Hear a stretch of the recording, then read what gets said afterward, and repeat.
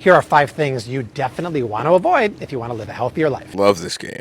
Poison dart frogs, things you're allergic to, asbestos, enriched uranium, and Boeing 737 Maxes. I start every day with a cup of tea, but not these kind. Oh, They come in these tea bags that are either made of bleach chlorinated paper or plastics and rayon. And when you dunk it in just boiled water, it leaches out the toxins. funny enough, most, if not all, the tea bags in that aisle don't use plastic tea bags, they use plant-based tea bags. And the hormone disrupting ingredients, which is why infertility is at an all-time high. I guess you could argue teabagging isn't ideal for fertility.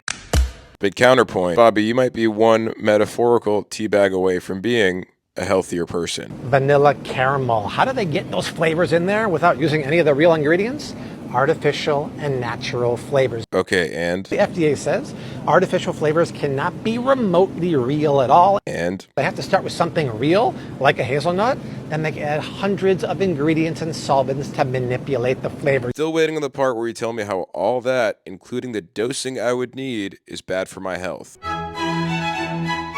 You just listed features of how things are flavored in a scary tone of voice, without citing any reason other than chemophobia, fear of the word chemicals.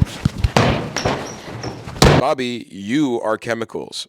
Everything is chemicals. And you'll avoid the dreaded seed oils like canola, soybean, safflower. Again with the seed oil. Literally last week we had another massive study showing people with higher intakes of plant-based oils, seed oils, had higher life expectancy, especially compared to people with really high intakes of butter. If limiting seed oils to you means eating less of foods like these, yes, you will feel better. But if you think replacing the seed oils in these with butter suddenly makes eating 30 of them in one sitting a healthy decision, you are a buffoon. High fructose corn syrup. This exact bottle of Heinz tomato ketchup in the UK uses cane sugar because they don't allow the high fructose corn syrup. It has far more to do with trade policy and subsidies than health. Cane sugar, sucrose, is 50% glucose, 50% fructose. There are 2 common forms of high fructose corn syrup used in the US. One that is actually lower in fructose than cane sugar, 42% fructose, 58% glucose, used in a lot of processed foods, and one that is slightly higher, used more in sodas, and probably this ketchup to balance out the acidity of tomatoes. 55%